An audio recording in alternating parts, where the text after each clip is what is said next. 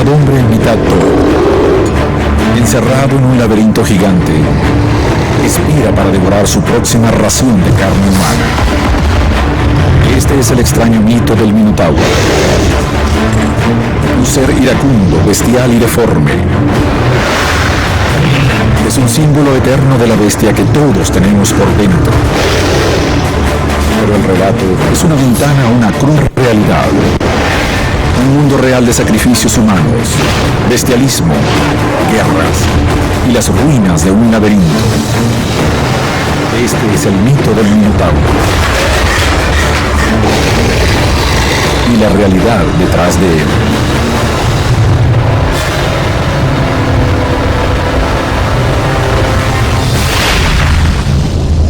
Detrás de usted se cierra un portón. Frente a usted hay un oscuro laberinto de corredores. El hedor a muerte es insoportable.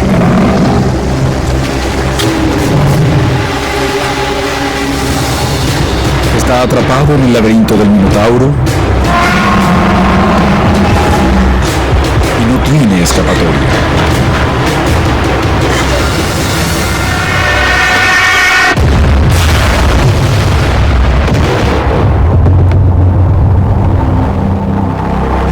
El relato del Minotauro era una historia de terror para los antiguos griegos. El laberinto era una recámara de la muerte. La gente que encerraban ahí sabía que su destino era que los devorara una horrenda bestia antropófaga.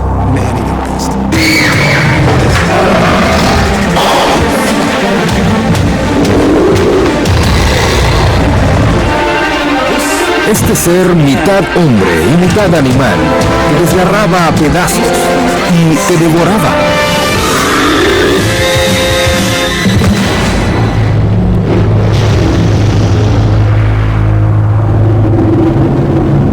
El Minotauro es el hijo mutante de una mujer y un toro. Tiene el cuerpo de un hombre muy fuerte y poderoso. Y una cabeza de toro con cuernos. Es mitad bestia, una bestia hambrienta y voraz que mata a la gente y luego se come su carne. Y es mitad humano, por lo cual es un poco vulnerable. Su humanidad está atrapada en el interior de su bestialidad. En el fondo, este mito representa la batalla entre la razón y el salvajismo, entre el orden y el caos. Los antiguos griegos que contaban la historia se preciaban de ser civilizados. Los griegos estaban convencidos de que la razón humana lograba muchas cosas. Pero el Minotauro era enemigo de la razón. Era un símbolo de los instintos animales atrapados dentro de todos los hombres. El Minotauro, el monstruo, era esa parte indomable de la naturaleza que los griegos intentaban dominar. Era lo único que no podían controlar.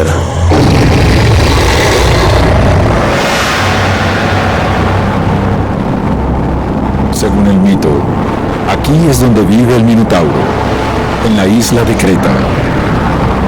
En la época en que se desarrolla el relato, Creta dominaba el mundo griego justo como el Minotauro dominaba el laberinto. A finales de la Edad del Bronce, Creta era la potencia más importante en esa parte del Mediterráneo. Lugares como Atenas y Esparta, que luego en el período clásico se convertirían en las potencias más importantes, aún eran muy débiles. De hecho, tenían que pagarle tributo a Creta porque era el estado más fuerte de la región. En el mito, al Minotauro lo crean para castigar a Minos, el rey de Creta, cuando intentó burlarse de un dios. Cada año el rey Minos debía sacrificar su toro más hermoso como ofrenda al dios del mar, Poseidón. Pero cierto año nació de su ganado un ternero tan hermoso y perfecto que Minos no quiso matarlo y sacrificó a un toro inferior sin saber que Poseidón lo observaba. Siempre que se pasaban de listos con los dioses, perdían. Cuando Poseidón vio esto, dijo: ¿te gusta mucho el toro? Pues Haré que le guste a tu esposa. ¿Qué hizo que su mujer sintiera lujuria por el toro? La esposa de Minos, Pasífae, se enamora del toro. Y parece que el deseo de Pasífae por el toro simboliza una lujuria animal. Nosotros nos consideramos seres racionales, pero sabemos que a una parte nuestra la maneja un puro deseo animal.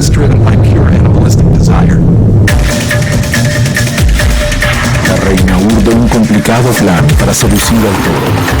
Se mete en una vaca falsa que coloca en el prado donde pasta el toro y lo espera.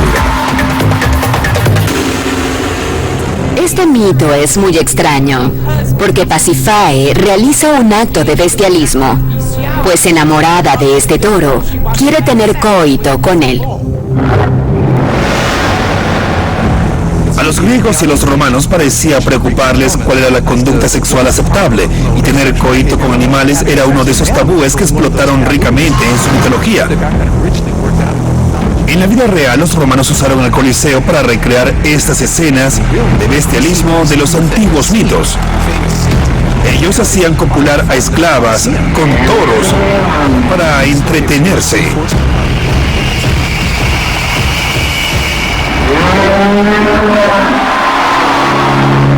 En estos espectáculos, los antiguos solían representar al mítico encuentro de la reina Pasífae con el toro.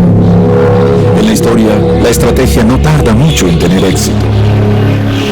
Toro la espía y al sentir deseo la monta. 9 meses después nace el Minotauro.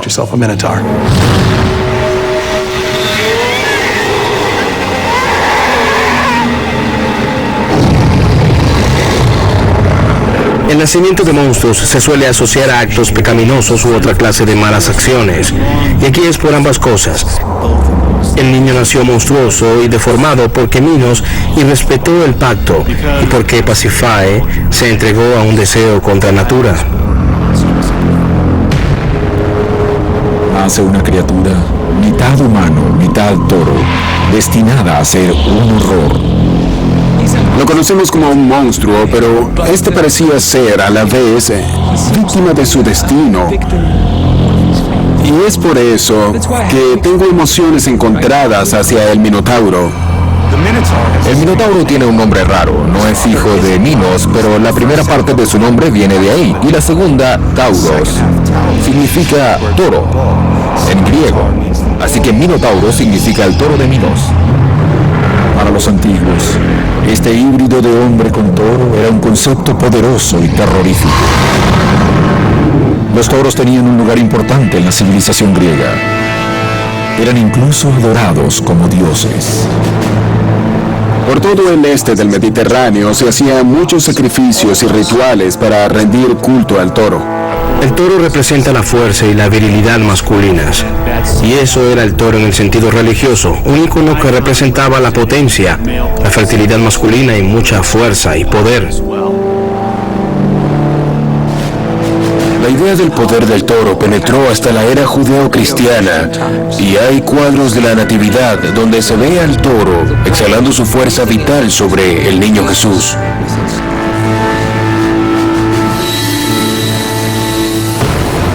Según el mito, el tirano Minos se enfurece cuando nace el Minotauro y decide emplearlo como arma contra aquellos que osen enfrentar su poder.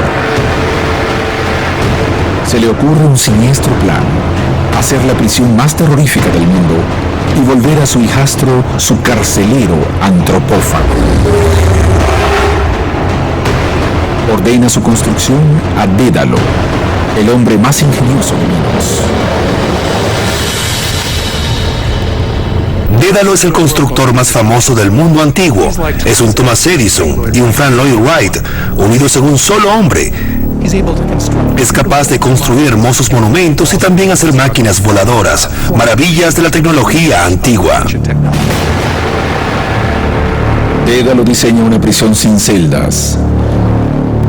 Será simplemente un gigante enjambre de corredores tan vasto, tan imposible de recorrer, que incluso él mismo casi queda atrapado en su interior.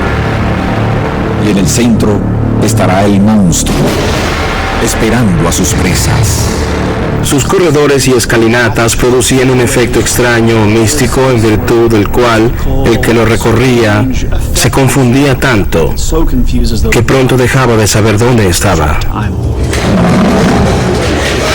Oscuridad, desorientación, muerte. Este laberinto mítico habría sido terrorífico. ¿Pero fue acaso más que un simple mito?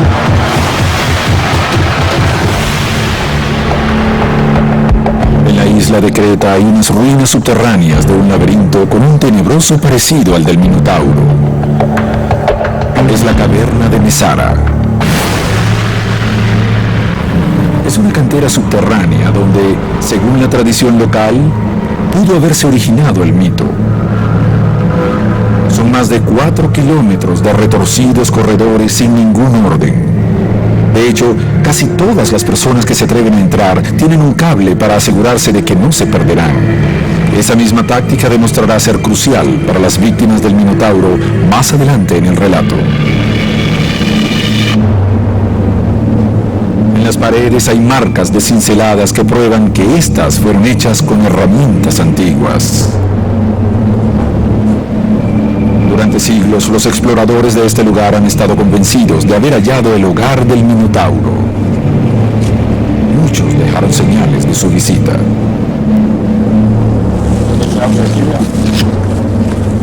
Hoy en día, hay quienes aún asumen el reto de recorrer el laberinto. Su objetivo es llegar hasta esta sala central, donde se dice que vivía el Minotauro. Vienen aquí a vencer sus miedos y si ganan, lograron su misión. Escriben sus nombres y salen felices. And go out happy. Sería muy bueno que este fuera el laberinto. Todos quieren saber de dónde provino la idea. Y cuando uno ve cavernas como esta, se imagina que la gente tiene que haber pensado enseguida que era aquí donde vivía el Minotauro. Un laberinto antiguo construido en la misma isla donde se decía que ocurría el mito. Es el candidato perfecto para ser el hogar del Minotauro en todos los sentidos, menos uno. Casi todos los expertos dicen que el mito es más antiguo. Se cavó muy tardíamente, en el período grecorromano, y hay muchos registros de visitas al lugar en esa época. Pero el mito del laberinto y el Minotauro ya existía desde mucho antes. Si Mesara no fue el lugar que inspiró el mito del laberinto, ¿qué lo inspiró? La búsqueda de pistas nos conduce al mito.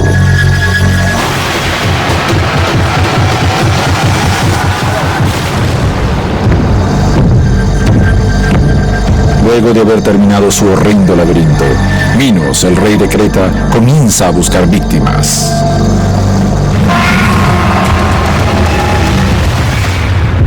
Es hora de alimentar al Minotauro.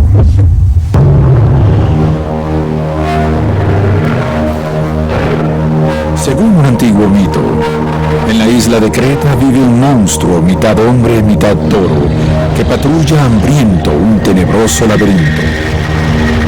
Este es tan confuso que su mismo constructor casi queda atrapado dentro. En su interior, el Minotauro espera por sus primeras víctimas, ansioso de devorar carne humana.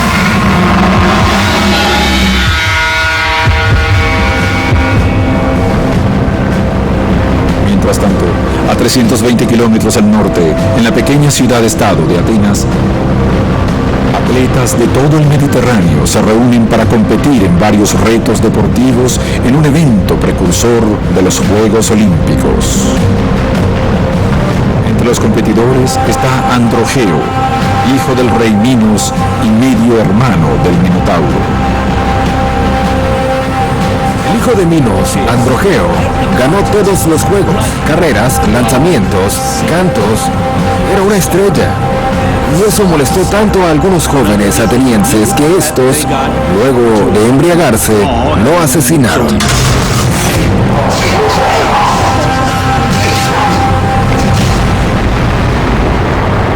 Asesinan al hijo de un rey a sangre fría. Esto significa la guerra. Cuando el rey Minos recibe la noticia, lo invade el dolor y la rabia, y se le despierta una gran sed de venganza. El rey Minos decide castigar a los atenienses de la peor forma posible. Hará que los devore el Minotauro. La armada cretense arroja anclas en Atenas y manda un ultimátum. Minos les exigió que le enviaran 7 jóvenes vírgenes de cada sexo para arrojarlos en sacrificio al Minotauro. Los vírgenes eran muy preciados en el mundo antiguo, porque se creía que por su pureza estaban más cerca de los dioses. Los embarcaban en una nave que los llevaba en condiciones sumamente degradantes hasta Creta. Y mientras lloraban desconsoladamente, los hacían entrar al laberinto, donde eran devorados por el monstruo. Así lo dice el mito. Pero ¿qué conexión tiene con la realidad?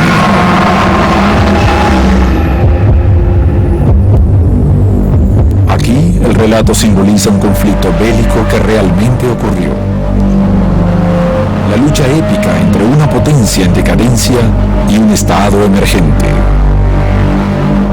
Desde los inicios de la historia griega, Atenas era enemiga de Creta, pero la poderosa armada cretense le confería a esta una ventaja decisiva. Tanto en el mito como en la realidad, eran un David contra un Goliat. El mito del Minotauro es un claro simbolismo de hechos históricos.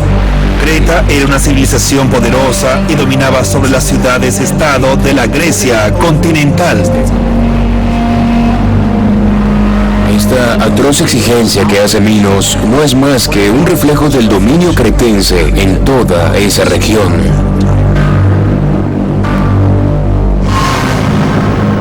Los atenienses contaban el relato del Minotauro como propaganda política. La fiera representaba la tiranía de Creta. El laberinto simbolizaba su poder inexorable. Las víctimas, el sufrimiento de Atenas. La intención del relato era mostrar a los cretenses como malignos salvajes, y dio resultado. Para los mismos griegos, quienes embellecieron la historia a través de los siglos, era una prueba muy importante de que ellos, sus dioses y su pensamiento racional eran superiores a los cretenses, sus toros y sus monstruos.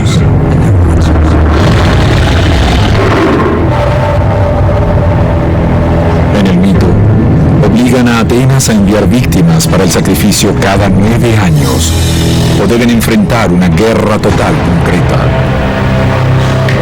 ¿Pero por qué cada 9 años?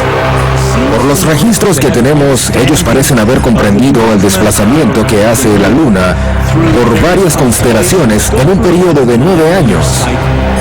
Y quizás esa sea la base del periodo entre los sacrificios. Siempre que hay luna llena durante el equinoccio, es hora de enviar nuevas víctimas a la bestia.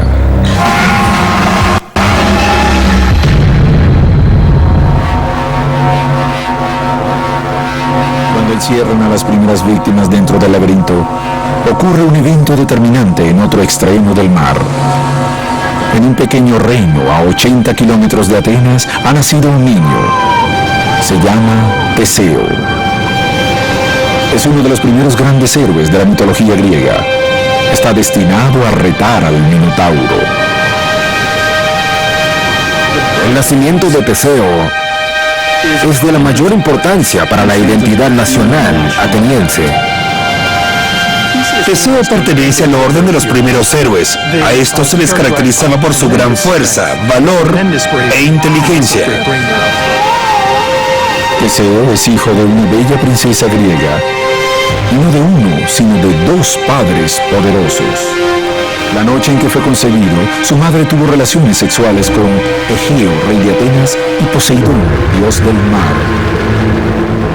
Lo que suele ocurrir es que la madre se acuesta con el padre humano y con el padre divino el mismo día, para que a la criatura la engendren 2 padres a la vez. Esa doble paternidad le permite heredar el trono de Egeo y otras cosas, como recibir favores especiales de Poseidón. Ser hijo de dos padres era una trama usual en los mitos antiguos y algo que los verdaderos reyes solían adjudicarse. Quizá uno de los casos más conocidos es el de Alejandro Magno, quien se preciaba de tener un poco de sangre divina. Más adelante, en el periodo romano, sus emperadores, comenzando con Augusto, afirmaban que se convertían en dioses. Le confiere autoridad el poder decir, soy el hijo de un dios.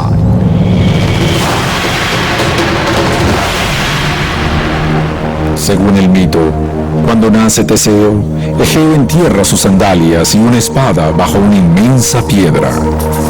Le dice a la madre de Teseo que cuando el niño pueda levantar la piedra, podrá reclamar su lugar como príncipe de Atenas.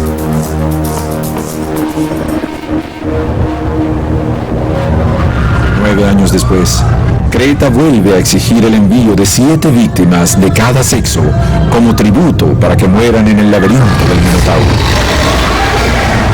El reino necesita un héroe.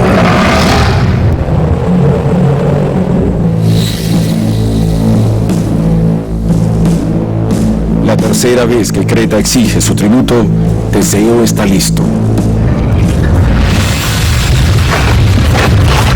Ya tiene fuerza para levantar la piedra bajo la cual están la espada y las sandalias de su padre.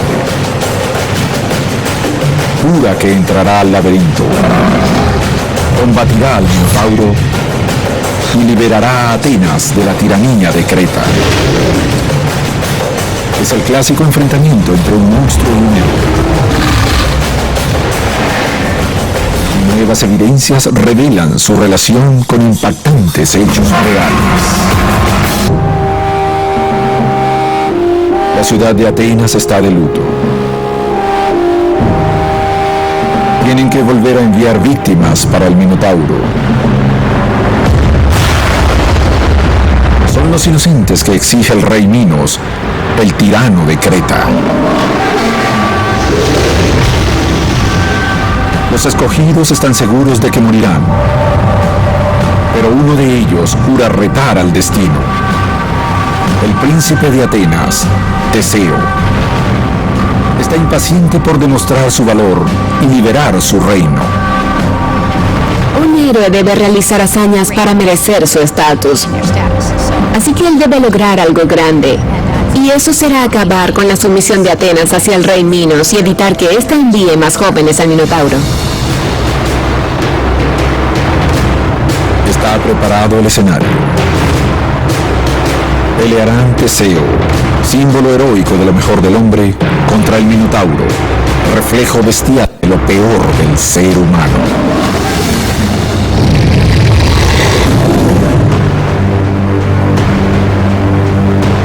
Antes de partir a Creta, Teseo recibe de su padre una orden importante.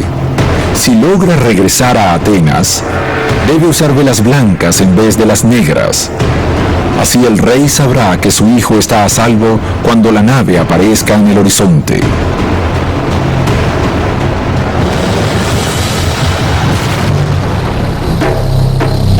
Según el mito, Teseo se dirigía hacia acá, Knossos, la capital del rey Minos y los cretenses. Los antiguos griegos creían que aquí vivía el Minotauro, un escenario de horribles crímenes contra la humanidad. Actualmente sigue habiendo pistas sobre la realidad detrás del mito en estas ruinas. Durante el apogeo del poderío cretense, entre 1700 y 1450 a.C., aquí vivían 100.000 personas. En el centro de la ciudad había un enorme e intrincado palacio. De hecho, para algunos eruditos, esta es la fuente de inspiración del laberinto. Tiene que haber sido muy difícil para cualquiera llegar hasta algún punto de ese inmenso palacio, que tenía como 1000 habitaciones y 5 pisos en algunas partes.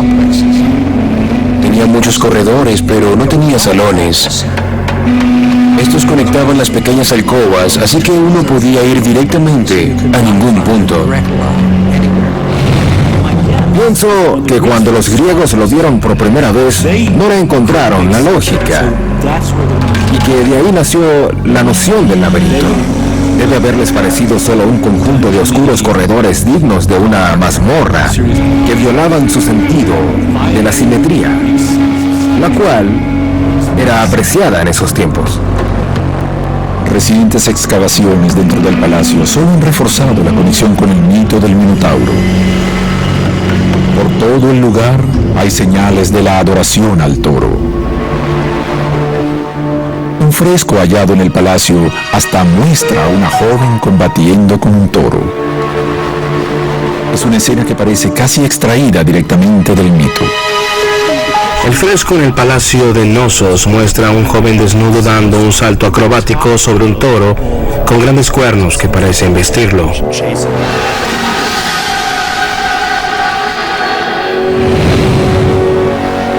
Un palacio antiguo que parece un laberinto repleto de objetos con imágenes alusivas a los toros. No es difícil ver cómo este lugar pudo haber inspirado al mito, pero los vínculos no terminan ahí. Los arqueólogos han desenterrado otras evidencias que sugieren que realmente sí existió un rey Minos. Este salón real, con su trono aún intacto, es el más antiguo que se ha encontrado en Europa y data de hace 3.500 años. También se encontró una inscripción en una lengua antigua que quizás mencione el nombre de este rey. En los archivos del templo de Creta había tablillas de piedra, las cuales tenían talladas palabras que parecían ser el nombre del rey Minos. Una era Minuté y otra era Gi-nu-roya, que podría significar Minos el rey, ya que Roya es el título de la realeza. Estas son evidencias de que pudo haber existido un rey Minos. Pero el vínculo más interesante con el mito del Minotauro apareció en otra tablilla hallada en el lugar. Describe una ofrenda a una tal Señora del Laberinto. Tenemos aquí una referencia escrita al laberinto del Minotauro. Es una conexión inequívoca entre la ciudad de Knossos y el mito. Pero ¿quién era esta Señora del Laberinto? Su identidad es un fascinante misterio. Para los expertos en la materia, era una mujer importante en el palacio, una alta sacerdotisa, o quizás hasta la hija del rey. En el mito, la hija del rey Minos es Ariadna, y juega un papel importantísimo en lo que queda del relato. Ignoramos quién fue la Señora del Laberinto, pero quizá haya sido Ariadna, ya que ella tenía la potestad de ser la sacerdotisa del templo por ser la primera hija del rey Minos.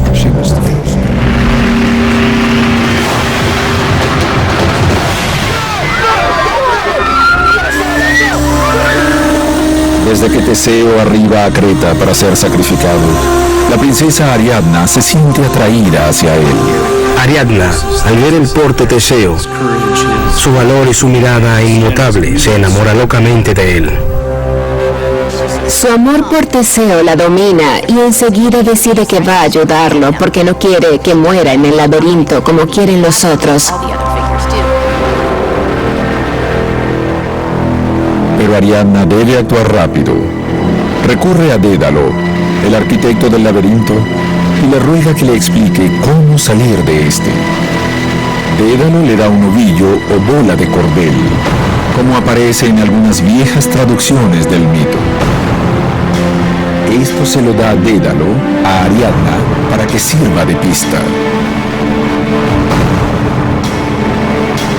Y Dédalo le dijo, ¿por qué no usas una bola de cordel?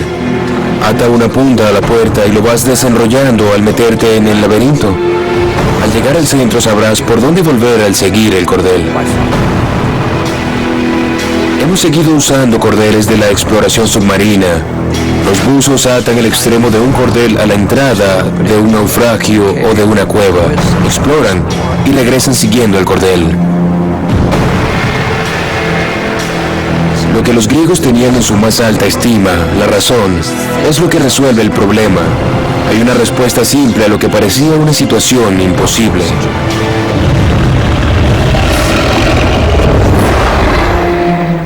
Ariadna visita secretamente la celda de Teseo y le ofrece su pista con una condición. Si sobrevive, deberá casarse con ella.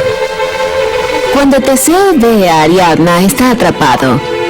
Irá al centro de un laberinto donde lo espera el Minotauro para devorarlo. Y cuando Ariadna le ofrece ayuda, no tiene mucha elección. O le hace caso o corre un riesgo. Y él no se va a arriesgar.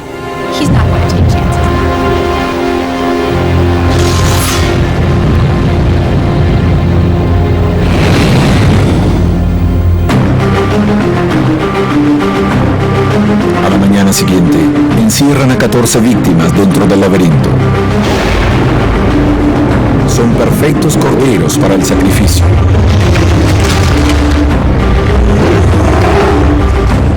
Con la bola de cordel en la mano, Teseo penetra en el laberinto. Teseo ata el cordel a la puerta y comienza a caminar paso a paso por ese túnel oscuro y húmedo.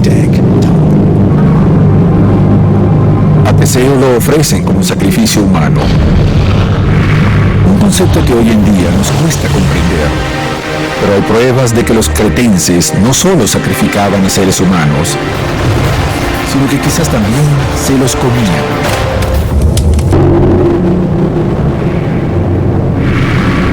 Teseo, príncipe de Atenas, conduce a las otras víctimas cada vez más adentro del laberinto, decidido a enfrentar al Minotauro cara a cara. Extiende una bola de cordel para saber por dónde regresar a la entrada. Los rugidos del Minotauro se oyen cada vez más fuertes. Teseo está decidido, pero los que están atrapados con él comienzan a separarse. Es fácil imaginar lo aterrados que estaban las víctimas mientras caminaban por el laberinto.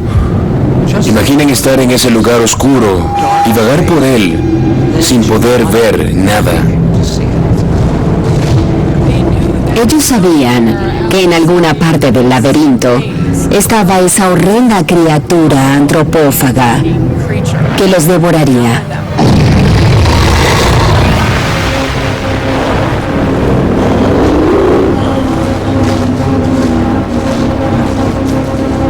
Uno no sabe en qué punto va a encontrarse con el monstruo.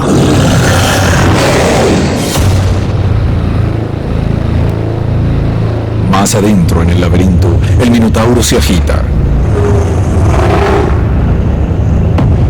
Oye los gritos de víctimas aterradas que se dirigen hacia él. Y se prepara para su nuevo festín de carne.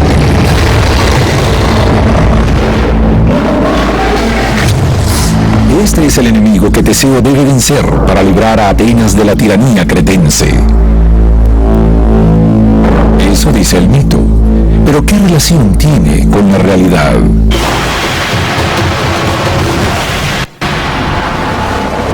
Las tensiones entre Creta y Atenas durante la Edad de Bronce están bien documentadas. ¿Pero acaso los cretenses eran tan salvajes como lo sugiere el mito? En las excavaciones en el Palacio de Nosos se han encontrado posibles pruebas de que hay algo de cierto detrás del mito. Hay inscripciones que algunos han interpretado como ofrendas hechas a los dioses. Ofrendas humanas. Hay registros que muestran que se ofrecieron una esclava y 10 esclavos. Matan personas verdaderas en un sacrificio ritual, tal como matan a las víctimas del Minotauro en el mito. Eso sugiere que en Creta se practicaban sacrificios humanos. Pero la evidencia no solo se encuentra en los textos grabados. También hay huesos con señales de que practicaban asesinatos a sangre fría. En 1979 se desenterraron más de 300 osamentas en Nosos. Increíblemente, todas eran de niños.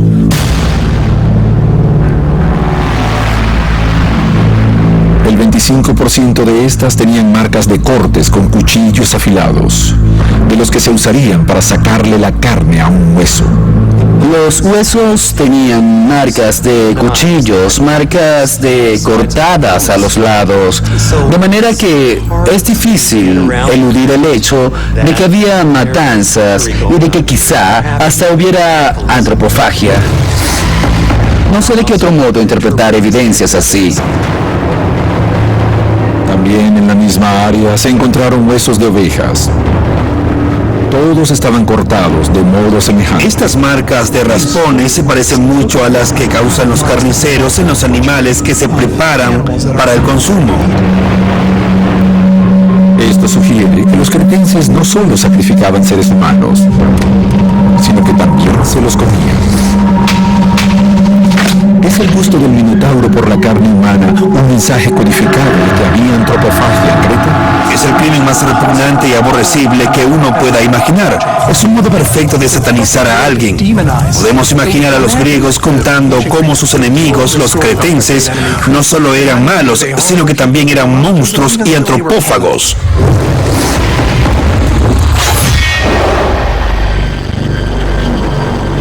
El mito continúa. La oscuridad envuelve los corredores del laberinto. Para Teseo es imposible ver hacia dónde va. Pero oye los gruñidos del Minotauro cada vez más altos. Estos lo orientan. La bola de cordel es más pequeña. Tiene una cuarta parte del tamaño que tenía cuando Teseo entró al laberinto. La bestia está cerca. El joven huele la fetidez de la sangre en las paredes, ve los huesos de las víctimas y al doblar por un rincón, ve entonces un ser enorme dormido. Hasta el aliento del Minotauro lo llena de miedo, pero esta es la diferencia entre un héroe y un hombre común. El héroe siente el miedo, lo domina e intenta una hazaña.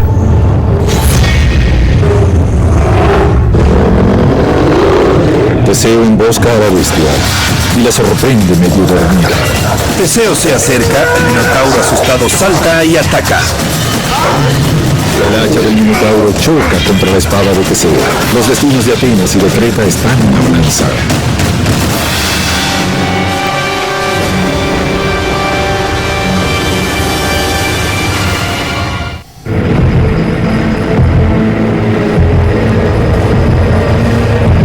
En las horas previas al crepúsculo, sonidos de lucha atraviesan la noche.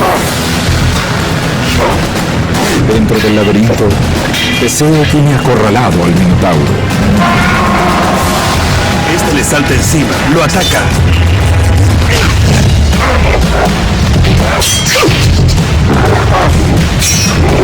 Antes de que el Minotauro supiera que lo atacó, ya Teseo tenía la ventaja. El Minotauro lucha y jadea.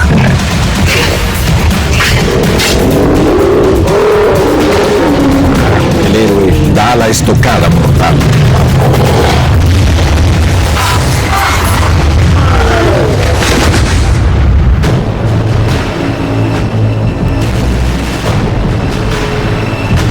El Minotauro, ese ser torturado y atrapado, está muerto. Teseo, hijo de Poseidón y príncipe de Atenas, acabó con la maldición del rey Minos. Imagine cómo latía su corazón con la adrenalina y cómo se vio cubierto con la sangre de la bestia y de aquellos que ésta devoró durante años. Las fuerzas de la razón que Teseo encarnaba superaron las fuerzas de la irracionalidad representadas en el Minotauro. Pero no es el momento de celebrar su victoria. Se acerca el amanecer. Teseo necesita moverse rápido si quiere salvarse de la ira del rey Minos. No todo termina cuando él mata al Minotauro, porque Minos obviamente enfurecerá. Así que Teseo debe volver sobre sus pasos en el laberinto y embarcar.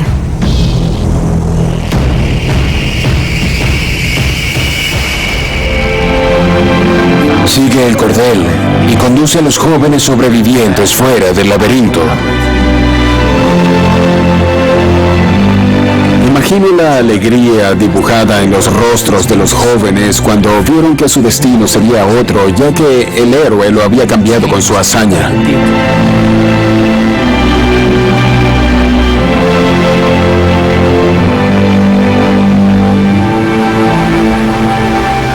Ariadna, la princesa de Creta, pasó la noche en vela en espera de noticias de Teseo. Él le hizo la promesa de desposarla si sobrevivía al Minotauro, y ella está decidida a hacer que la cumpla. Justo al amanecer, se unen y parten en el barco hacia Atenas. Es un momento decisivo en la mitología griega. Cuando Teseo masacra al Minotauro, la acción es un acto simbólico en el cual un héroe finalmente libera a Atenas del yugo de Creta. Es un símbolo de un triunfo de Grecia sobre Creta. Un símbolo del valor y el ingenio humano. Así que todas estas historias inspiraron a los ciudadanos jóvenes a ser leales a su país, a sacrificarse por la gloria de su ciudad y a terminar convirtiéndose en ciudadanos genuinos de una ciudad democrática. Teseo parte a su hogar hecho un héroe, pero su viaje terminará en tragedia. Cuando zarpó a combatir al Minotauro, le había prometido a su padre terrestre, el rey Egeo, que llevaría velas blancas y regresaba con vida para mostrar su victoria. Durante meses, Egeo se paró cada mañana en un acantilado esperando señales del navío. Pero cuando éste finalmente apareció en el horizonte, sus velas eran negras. El rey está inconsolable. Piensa que a su hijo lo ha devorado el Minotauro. El dolor lo hace saltar a la muerte por el acantilado. Hasta hoy en día, a ese mar se le llama Egeo, en honor al padre de Teseo. El mito no explica por qué Teseo olvidó izar las velas blancas, pero al final el relato original parece sugerir que se debió a una despreocupación atribuible a su juventud.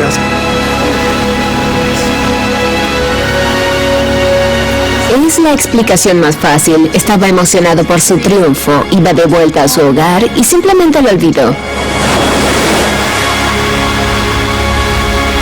La muerte abrupta de Egeo produce un gran cambio en la línea del relato. Teseo desembarca no solo como liberador de Atenas, sino como su nuevo rey. Uno que, según el mito, convertirá su reino insignificante en una superpotencia en la región. En el mito se le atribuye directamente a Teseo el comienzo del poderío de Atenas. De hecho, el relato parece ser escrito en parte para demostrar esto. Al adoptar a Teseo como su héroe fundador, los atenienses declaraban que el largo dominio de Creta había acabado y que ahora había un nuevo estado fuerte, Atenas. Atenas pasaría a convertirse en la ciudad-estado dominante en el mundo griego, mientras Creta colapsaba y era conquistada. Y a pesar de que ambos reinos desaparecieron ya hace siglos, el mito de Teseo y el Minotauro aún sobrevive. Y como todo buen mito, revela aspectos de la naturaleza humana que hoy en día siguen siendo tan relevantes como lo fueron hace 3 milenios. Al relato del Minotauro podemos hacerle muchas lecturas. El laberinto puede representar la mente humana, un lugar oscuro que exploramos constantemente al estar conscientes, nuestra naturaleza animal, la naturaleza que nos hace matar. Las ciudades son más que junglas de asfalto e imponentes edificios. Construcciones que han servido por cientos de años como refugio o vías de escape. Mundos subterráneos, martes, por History 2.